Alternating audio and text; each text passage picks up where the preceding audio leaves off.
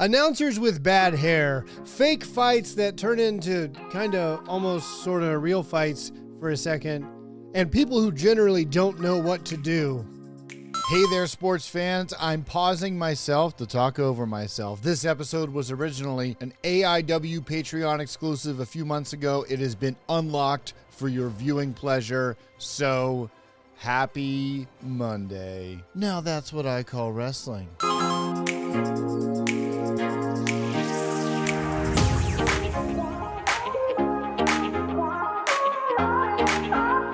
What's up, guys? My name is Kit Parsons, sometimes known as professional wrestler Magnum CK. Now, for those of you watching this who maybe haven't been tuning in religiously to this pretty new program, what I do is I watch wrestling, bad wrestling, good bad wrestling, basically so you don't have to. We're watching the granddaddy, we're watching the granddaddy, the grandmother, why is it always the grand, like, wouldn't the granddaddy, like, no offense to granddaddies out there, but like, if I say it's the granddaddy of them all, isn't it kind of like, all right, it's just like an old guy? Like, I'm not super impressed by the oldest guy of them all, but that's fine. The biggest wrestling federation in mid-90s Tulsa, Oklahoma is, of course, the WWE. I know you know I'm talking about the World Wrestling Empire. It pretty much sucks. I found these videos online. This federation was obviously before World Wrestling Entertainment was World Wrestling Entertainment. And so they called themselves the WWE, which is surreal to hear. I'm used to it now. Now when I hear WWE, I'm like, you're talking about the Empire, right? Like you're talking about Tulsa, you're talking about a bar, you're talking about Jerry Silverado and The Ledge. You're talking about WWE, you're talking about The Rock, right? Michael The Rock Johnson, first man to ever do a moonsault successfully and live. Yeah, the moonsault. That's the WWE I know and love. And that's the WWE we're going to get into right now. There's just so much to catch you up on. I'll try to my best to catch you up on what we've been watching as we're going.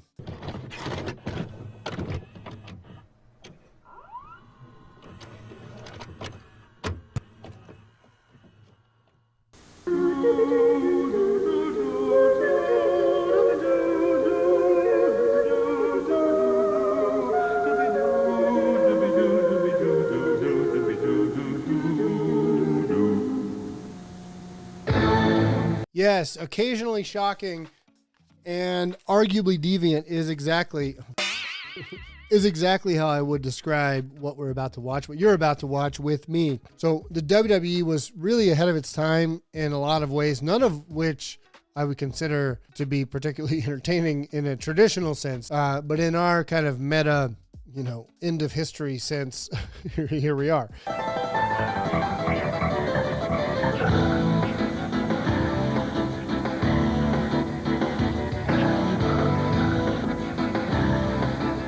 If this theme song had some hard synth drums and a saxophone solo, it'd be the biggest banger on TikTok right now.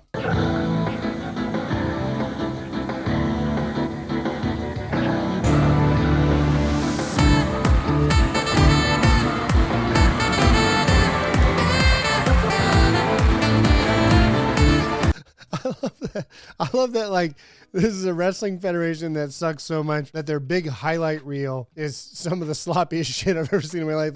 That's one of the worst pile drivers I've ever seen. Not in the sense of like, oh my God, he almost killed him with that pile driver. Really, he's a little low. Yeah, he's down. Dude's like down in between his kneecaps. Like, it's probably not the safest way to deliver. Definitely not the safest way to deliver a pile driver. And the dude just lays there like he's like in the post-sex refractory period, regretting his choices. Anyone say refractory period anymore? Is that like health class? And now, ladies and gentlemen, please put your hands together and give a reaction to the action of the World Wrestling Empire!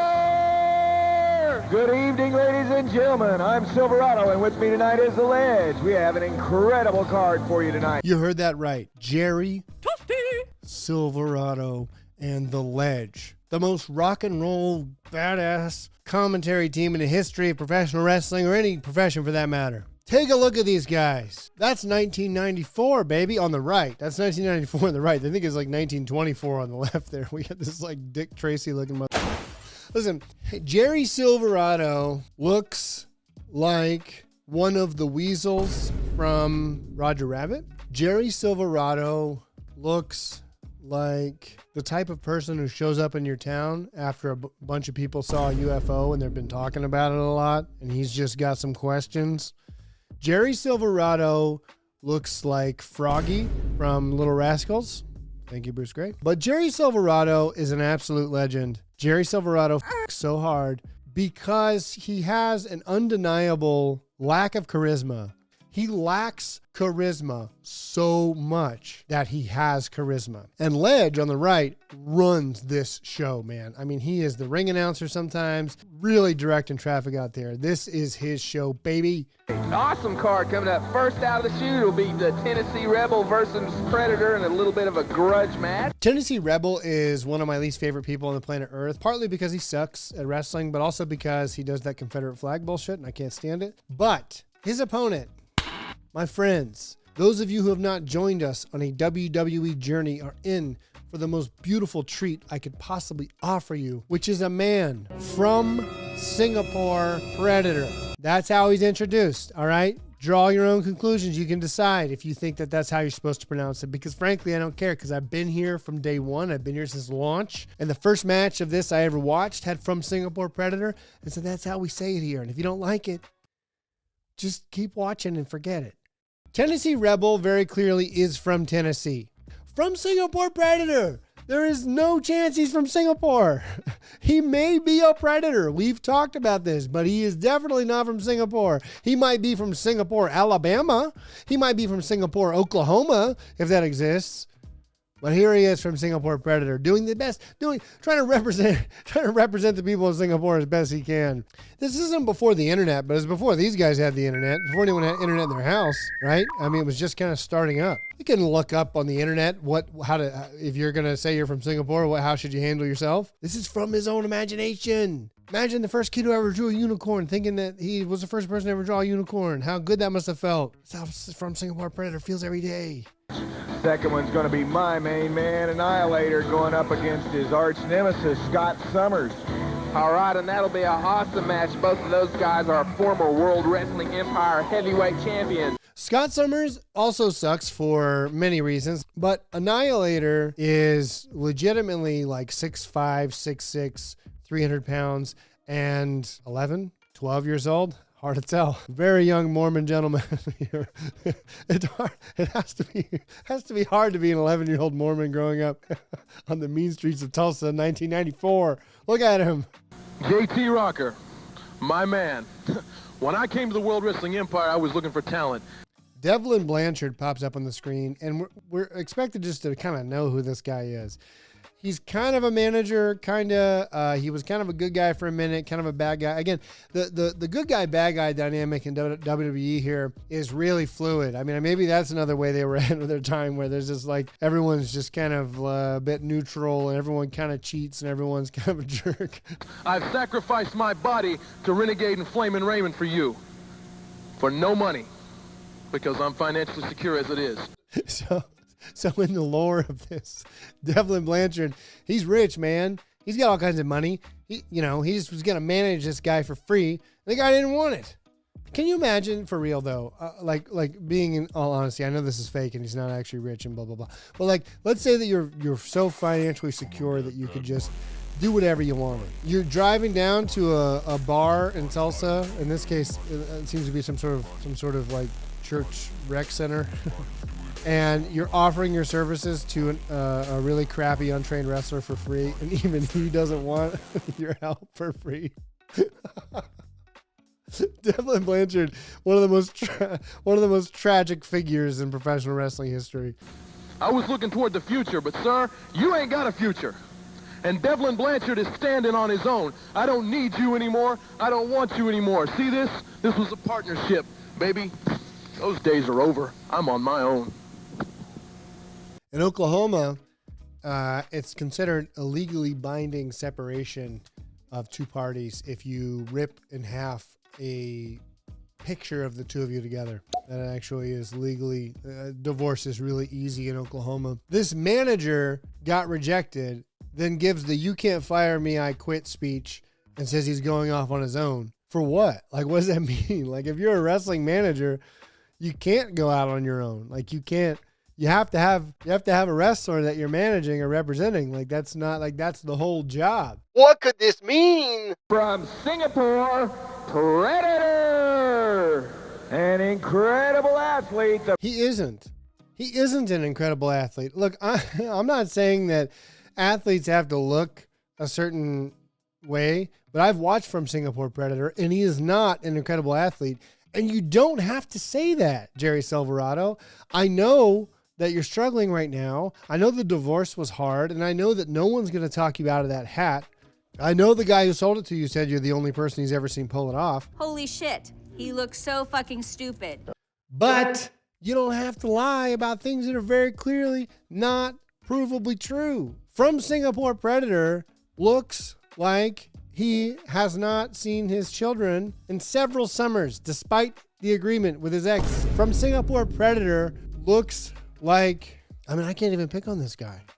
I was going to go through do my thing where I just make fun of what the guy looks like, but like, he's just like a sad little hedgehog boy. Look, if From Singapore Predator is 6 feet and 240 pounds, I'm 8 feet 5, 491.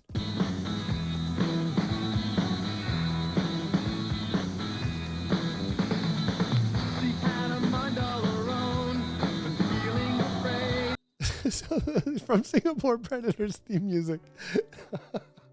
His theme music sounds like the scene in a movie where like the guy has like spent all summer like trying to like get the girl to like him, and like they almost kissed down by the boathouse, but then like they kind of got interrupted and she was like, "Oh, I'm moving to Utah with my dad, got a new job, so you know, after camp is over, I'm never coming back and I'm gonna miss you," or whatever. And then like they say goodbye or whatever, and the kid's riding his bike home, just kind of like going over the montage of everything that's gone through their mind.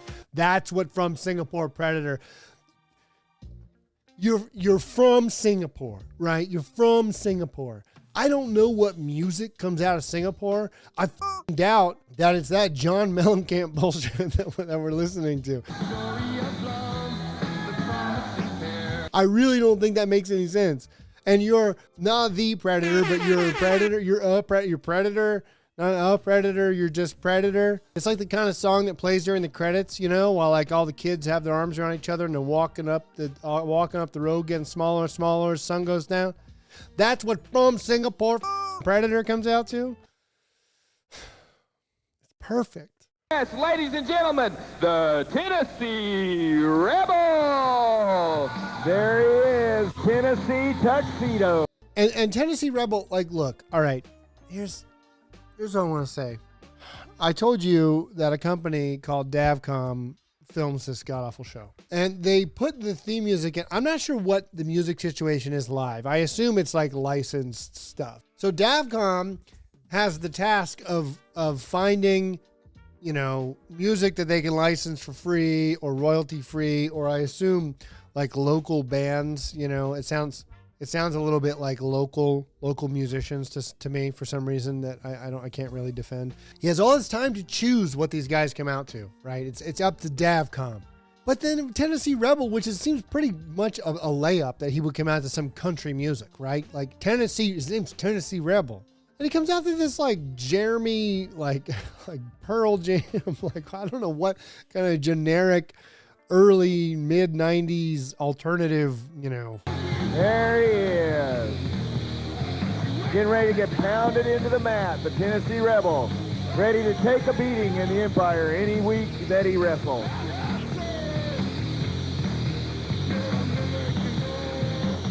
I'm Glenn DeWeese, the owner of Davcom Video and the director of tonight's show. And this is the edit suite where we put it all together.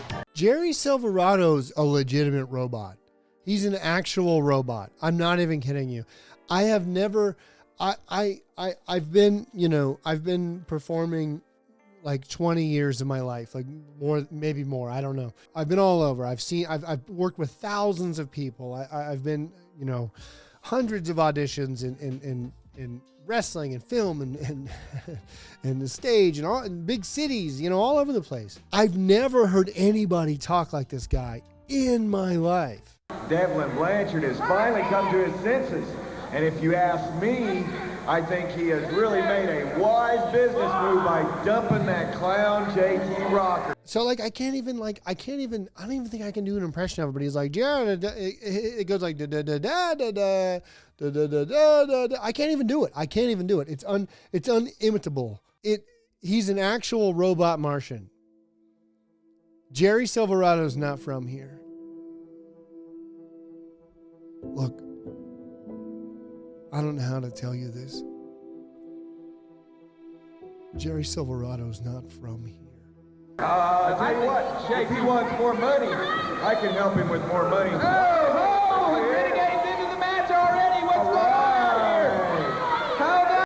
So we do get kind of a best case scenario here where before the match even gets started, Renegade and from Singapore Predator just jump Tennessee Rebel right off the bat, and the whole thing gets thrown out.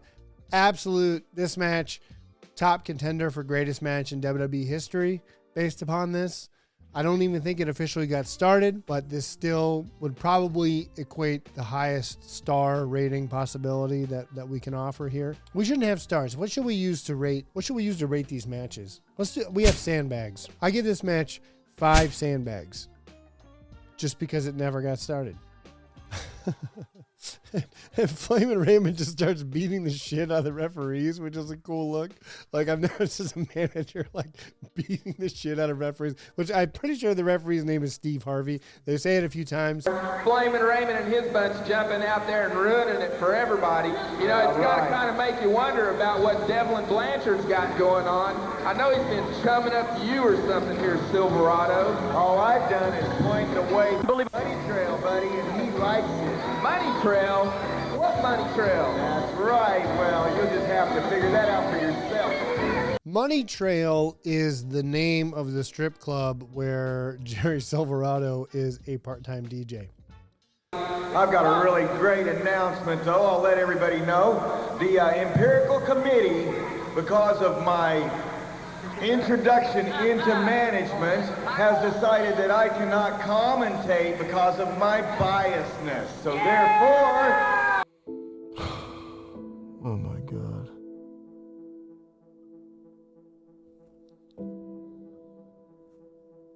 You always think it might happen, but you never think it will happen. Like you always think it's possible. But that's the type of stuff that happens to other people, right? Like it doesn't happen to you.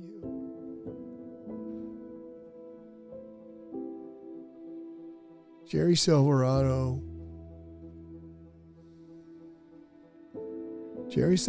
leaving the commentary desk. I don't even know what to do with this. What do? I got this microphone. I have a camera. I've got all this stuff. And I trademarked the name of the show. And then no more Jerry Silverado on commentary. What am I supposed to do? This is...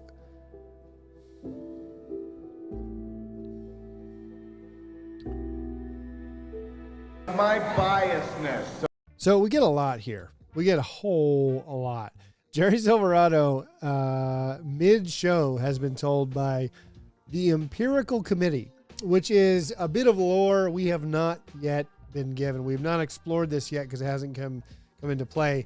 But apparently, the World Wrestling Empire is run by something called the Empirical Committee, which might place it in the first empire that's ever been ruled by committee, I think. I think it's gonna have a new one. Because Silverado now has interest in being a manager and has gone from the clean-cut good guy commentator who only made fun of one person, that's Flamin' Raymond only, and he would probably argue that he deserves it. I disagree. But he has been removed from his assignment because of what he calls his biasness.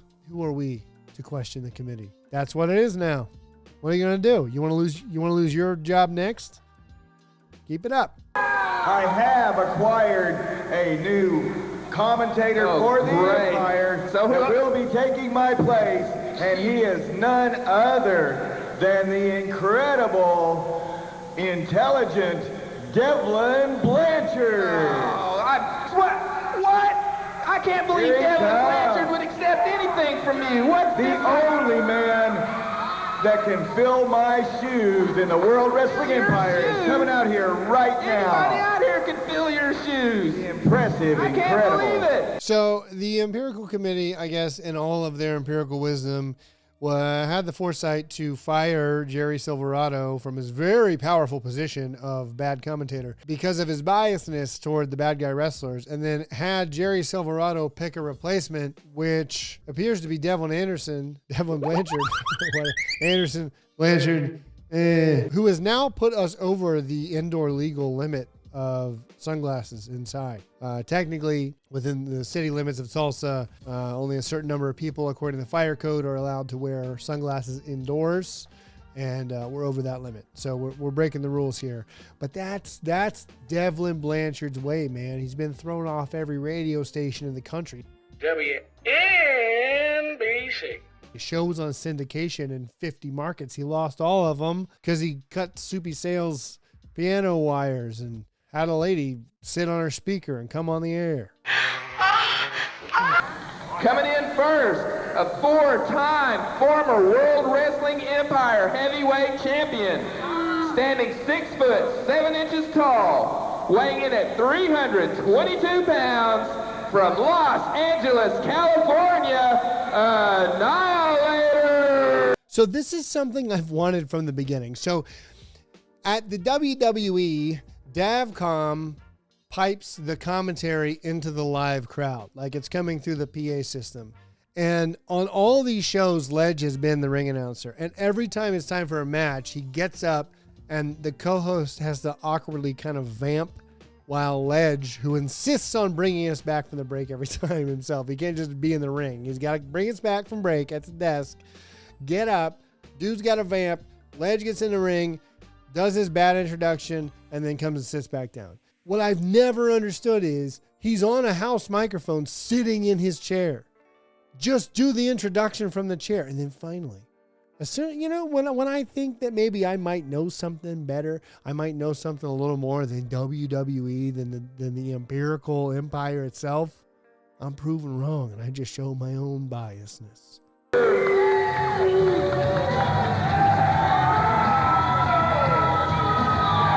And right off the bat, we get Silverado, man. He's out there.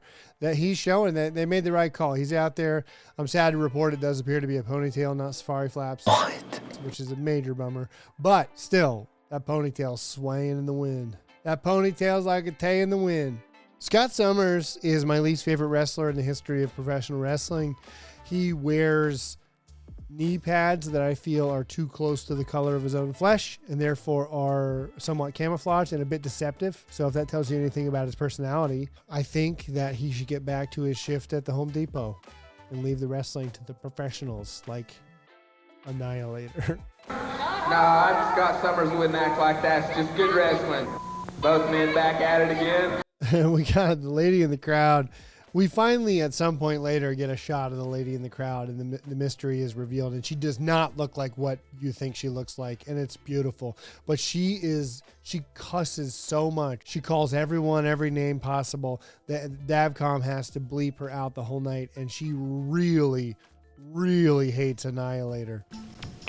I can only assume that Annihilator must have done some yard work for her for some extra money because maybe his allowance wasn't quite cutting it, and then maybe he didn't do a great job. Maybe he didn't show up and already got paid, and she just never forgave him. That's the best. That's what I have the most evidence for.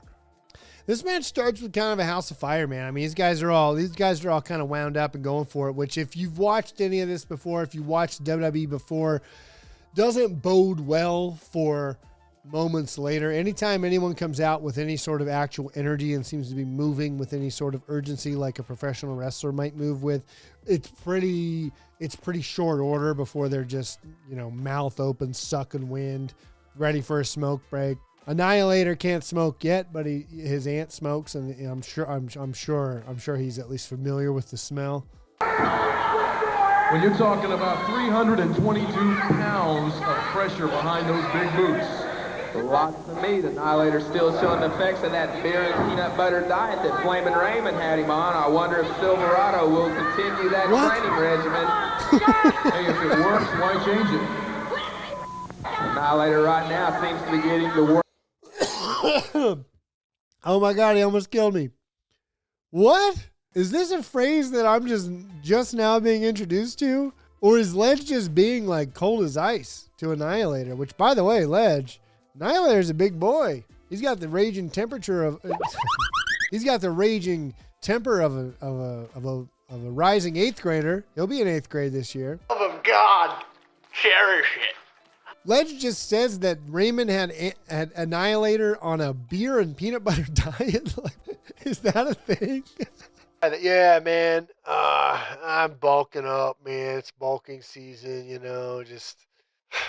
just smearing peanut butter on some beers and just pounding them down. What would be the causal benefit? What would beer and peanut butter do as a diet? That's not a diet, by the way. I mean, I guess technically whatever you eat is your diet, but that's not a diet. That's not like Atkins is a diet or like whatever. Beer and peanut butter, I can think of probably worse combinations of things, but in terms of like how your shits and ass would react to an all beer and peanut butter diet is pretty gruesome. It's a pretty gruesome prospect. If I'm wrestling a match and the commentators are piped in over the intercom or over the PA system, and I hear some shit like, yeah, well, I gotta say, Magnum CK's in there looking like a real piece of shit, probably eating a bunch of snack cakes and shit, probably drinking what's he on he's on that Hostess and Heineken diet, am I right? I feel like I would just beeline right at the table and just flip it over. Collar and elbow tie-up. Scott pushes Annihilator into the ropes. Oh, big whip. No, both wrestlers off the ropes. No, Scott ducks it. Oh, and Annihilator ties up in the ropes, misses the flip of Scott Summers. That also shows you that Annihilator has not only size, There is two rings intelligence. Annihilator's smart enough to keep all of that. That ain't that's your granddaddy's cough. Sorry. I've been sick for a while. Listen. Prayer works. That sequence, take that sequence. When my beer and peanut butter diet finally kills me, take that sequence and attach it to a QR code and print that. Don't put my name. Don't put anything else. Don't waste the space on my tombstone, okay? Put a QR code of that clip on my tombstone and let the generations see. Oh my God, I love it. I love it so much. My heart is so full right now. Annihilator just leans all of his weight back into the ropes. Doesn't grab onto the ropes. Doesn't tuck his elbow over. None of the safety fundamental things that we do in wrestling to not land on our heads and die when a rope breaks or if you slip or whatever. Just winging a prayer in it, baby. That's how he lives. Some people live their life a quarter mile at a time. He lives his life one badly run ropes at a time. I've been sick. So, and then another thing something else I didn't notice before is he kicks his little leggy. He kicks his little leggy up in the air every time, like straight up like a little goose boy. And inevitably trips up somehow, I guess because he had to run the ropes more than one pass through. We get a couple of times here. I think he hit the ropes 3 times before he ate shit. And then he tries to turn. Oh, that's what it was. Yeah, he tried to turn the wrong way to run the ropes. And he got tripped up, rolls his ankle, and then falls back first into the ropes. And the whole thing with Annihilator is he's not the biggest guy on the roster, but he's like billed as one of the giants, right? There's like one guy who's bigger than him. But he trips and falls into the ropes and then starts holding his back like that's what hurts because he fell into the ropes that he was just moments ago launching his own body into to bounce off of. It's a beautiful moment. It's something that no one else, Bret Hart never thought of that. Down. Oh, Scott Summers pushes Annihilator into the ring. There it is. There it is. That's the lady. That's the lady who's been yelling. That's the lady who's been screaming. Local Tulsa millionaire Blanche Blanchard. No relation to Devlin Blanchard. Blanche Blanchard's out here looking like Michael Jackson. Beautiful. Out here. That's the lady. Now, seriously, all right? If you watched the last WWE episode, or if you heard some of the clips I played on here of the lady screaming at the top of her lungs, calling everyone an asshole, f*** you, all a piece of shit, sometimes it gets through. I've heard her on the air, Davcom has missed several times because you can't bleep everything. Blanche calls someone a fucking asshole. Is this what you pictured? Come on. Don't lie to me. Don't lie to yourself. Admit it. That's not what you pictured. This lady's like rich, right? She's at the matches, man. This is like, Blanche is a mystery, but she's rich. She's sitting next to what I believe to be her daughter and her granddaughter and is screaming the most vile things you can scream at somebody at a wrestling show all night. Unmiked, louder than everything else happening. Not all heroes wear capes, but they all wear shoulder pads. But as the sun sets on Tulsa, we get this really strange effect I've never seen on a wrestling show before, where there appears to be some sort of unblocked window kind of on the east side of the ring here, where we get this like beautiful romantic sunset, and these two guys are just like breathing heavy on top of each other, falling down, rolling around, not knowing what to do. But you know that Scott Summers is I got it playing here while I'm talking to you. I can't even get through something without seeing some of the dumbest shit I've ever seen in my life. What I was trying to say is Scott Summers goes to the figure four when he's out of breath, not when it's time for the match to be over. But he does this like weird, I kind of love it. I think I'm going to steal it. He just holds Annihilator's leg and then just kind of like somersaults forward for some reason. An even 7 foot. No takers for and Scott Summers is outside the ring now, going to work on Annihilator. Silverado and the Eliminator don't seem to be able to be of much assistance at this point. That shows you what a... You know that anytime one of these guys starts climbing up the ropes, it's bad times. Like, it almost never works out for anybody. And I don't mean like, oh, the guy moves and he missed it. Like, it's just bad for everybody, no matter what. Even if you haven't watched this before and you see this guy, Scott Summers, this doofus, climbing up to the top rope with his 2 left feet, you know that he's destined for greatness. Don't seem to be able to be of much assistance at this point. That shows you what a clean wrestler Scott Summers Scott's setting up. He's up on the top rope now. Setting it up. Annihilator still. Scott misses with the elbow drop. That's what he gets for not letting Annihilator take the time to get back in the... Like, what? I can't... What was he going for? Like, what? He wasn't even close. Annihilator didn't have to move. Guy just kind of landed on his feet a little bit and then fell sideways. Don't climb the ropes. Don't climb the ropes. If you can't do it, don't climb the ropes. Just don't climb the ropes. You don't have to. Scott Summers is wearing like an amateur wrestling singlet and throwing like single leg takedowns and crap. Don't climb on top of the ropes. Just don't do it. Unless you're Michael the Rock Johnson, you do the first moonsault. Go back and watch that one. It's majestic.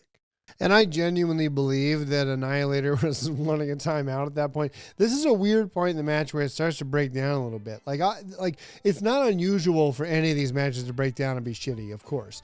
But we don't see a lot of real frustration enter into it. We don't see a lot of things that maybe look like, whoa, like was that real for a second there? Like that happens in wrestling sometimes. Those things that kind of blur the lines. But we get this weird kind of interchange on the ground here where Scott kind of shoots some sort of leg scissors on Annihilator's head.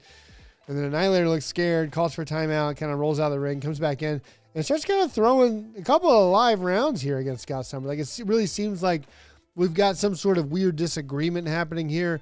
You know, sometimes there's a conflict happening in the ring aside from the conflict that's happening in the ring, right? And it really genuinely feels like we get to a weird stalemate moment. But we get like Dukes up. which is weird. Like we get like a little like, hey, you know, and Scott Summers kind of makes a bit out of it, puts the referee up on the buckle.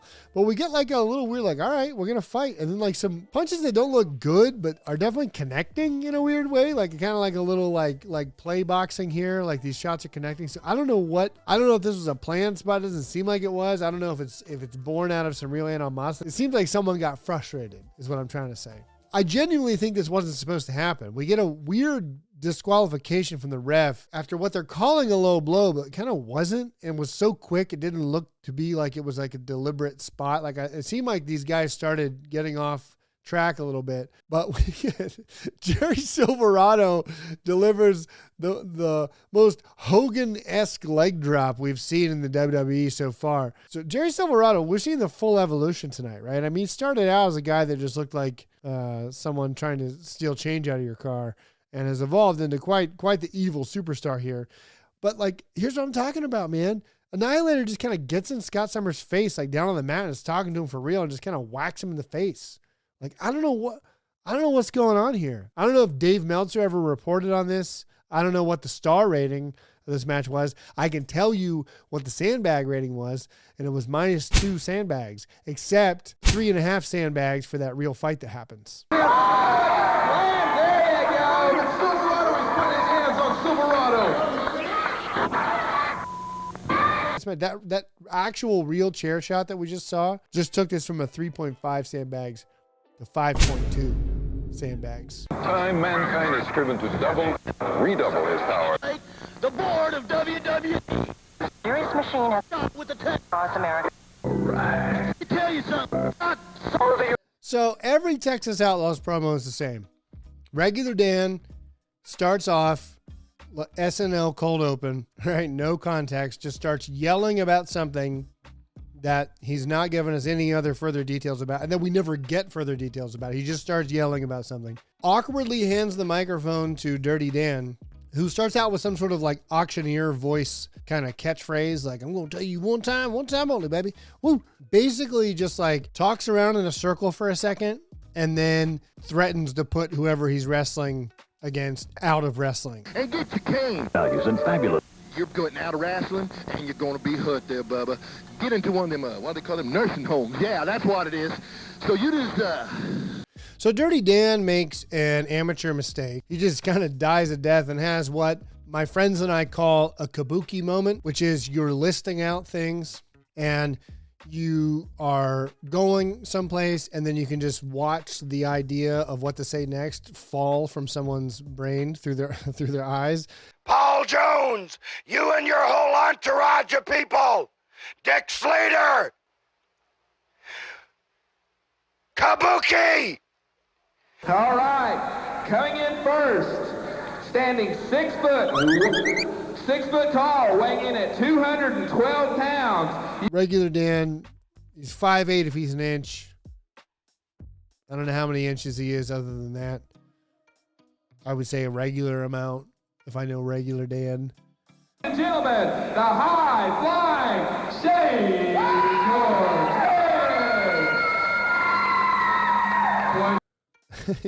Home Henrietta. I suppose Henrietta, Georgia? Henrietta, I don't know. Maybe Henrietta, Oklahoma. I have no idea, but maybe Henrietta is his mom's name. wrestling, and as skinny as Cortez's arms are, they could snap a twig. Big side leg takedown. This match pretty well sucks.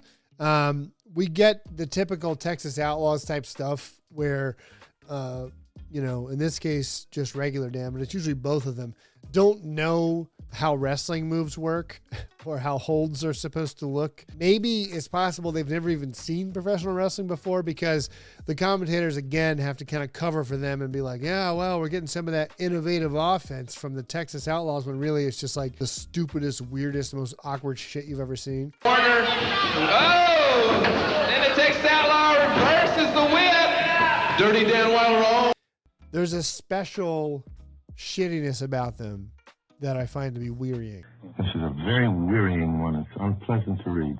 But we finally get that highlight reel pile driver we were promised, which is now looking at it, actually, watching it back a couple times, is just regular Dan starting a pile driver like you'd normally start a pile driver and then just kind of giving up halfway through and falling down and laying down backward. Burns there to get his 2 cents in this match. Are you watching the same match I am? There's a moment where regular Dan puts Shane Cortez in a camel clutch literally in the corner of the ring. Like you've never seen someone apply submission who holds this close to as many ropes as possible as regular Dan. But Shane Cortez kind of shoots out of it and maybe figuratively, maybe literally shoots out of it and whips backward to try to like scoop regular Dan into a pinning combination. But as he does it, as Shane Cortez does it, the back of his head hits regular Dan, who didn't seem to be ready for it, which I don't think it would have mattered if he had been ready for it. This might have happened anyways because he sucks. He gets smacked right in the face by Shane Cortez, like for real. I didn't see watching it right here. Oh, nice move by Shane Cortez as he's trying to come out of that stoop. So he starts holding his pretty little face. He starts holding his little baby face. And Shane Cortez kind of whips around and goes for another pin. And you see regular Dan just kind of in his face. And he really seems to be pissed off about what happened to his face. And this is where things start to get a little weird. With Shane Cortez, he starts throwing little stomps in there. Still looks like working. Kind of pops on a chin lock. Back to the camera. Way to go, buddy. You got one camera set up in the whole building. And everyone's turning their back to it. So then we get some pretty live rounds here from Shane Cortez. We get some clubs to the chest. Nothing weird for wrestling, but kind of weird for WWE, where it seems like for the most part, guys really are pretty light with each other. You know, at least they're trying to not really hit each other very hard. Shane Cortez was trained by somebody. He seems to know what he's doing for the most part, which is a shame because he's in there with one of the shittiest wrestlers I've ever seen. Giving him the shots to the gut. I love it. I love it. That shows you Dirty Dan Wilder is always thinking he's a brain kind of man. Both men have been through a lot of punishment up to this point. Shane's trying to set something up. Around. Like, it really looks like there's a weird thing going on here where they're trying to get control of each other, where they're still kind of working a little bit, but it feels a little bit like, wouldn't it be funny if this was just like, I'm totally getting worked by these guys? Like, this is just them being amazing performers. And I'm like, wow, that looks so real. Ugh. No, there's no way that's the case. There's a weird little bit of like, what's going on here? I'm pissed at you, so I'm going to take advantage. Arm sends Shane Cortez to the mat. Once again, going to work on the cranial area.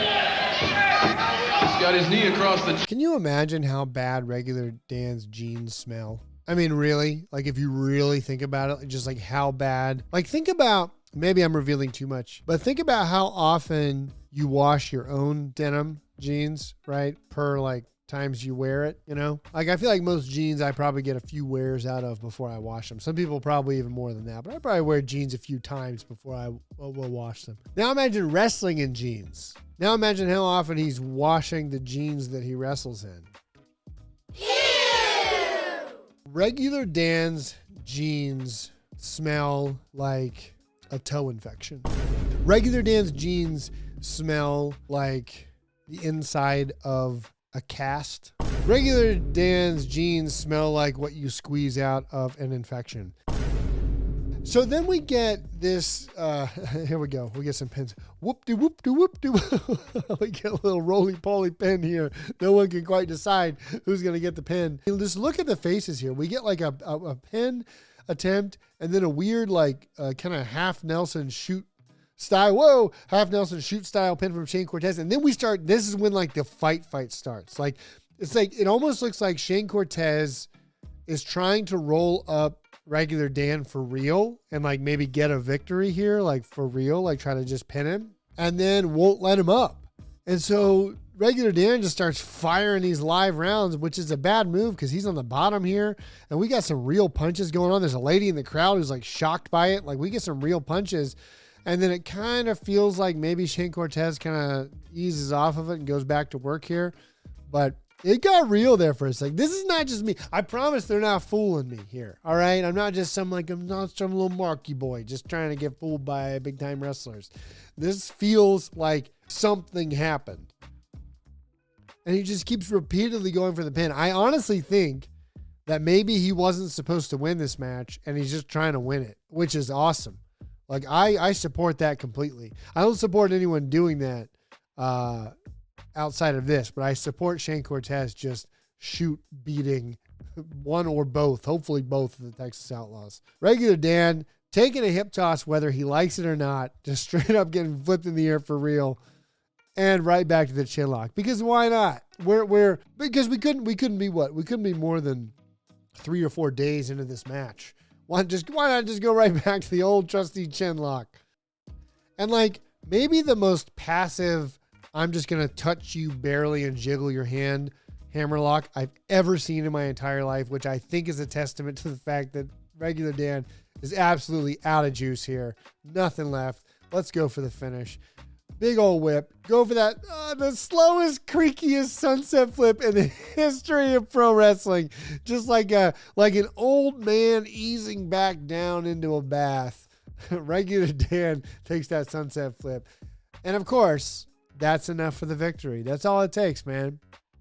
You're one slow motion sunset flip away from losing here in the WWE if you're not careful. The ropes, go! And also, Still Fox Sound Company. Also want to thank the WWE directory staff, Michael Hunt and Richard Head, the executive officers. Look, my friends. I like to think about this show as a smart show about dumb people. A smart show about dumb wrestling. So I hate to end a very smart show with a bunch of stupidity.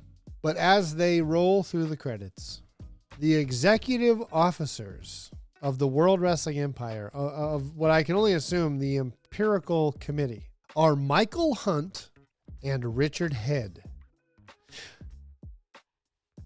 Wait, okay. This isn't just put on the screen, all right? As we know, the announcers always read the credits to us at WWE because, assumedly, most of the audience can't read these letters. So the executive officers of the WWE are Mike Hunt and Dick Head. Good night, Kayla. Have a good one. The difference is obvious. Mike Hunt and Dick Head.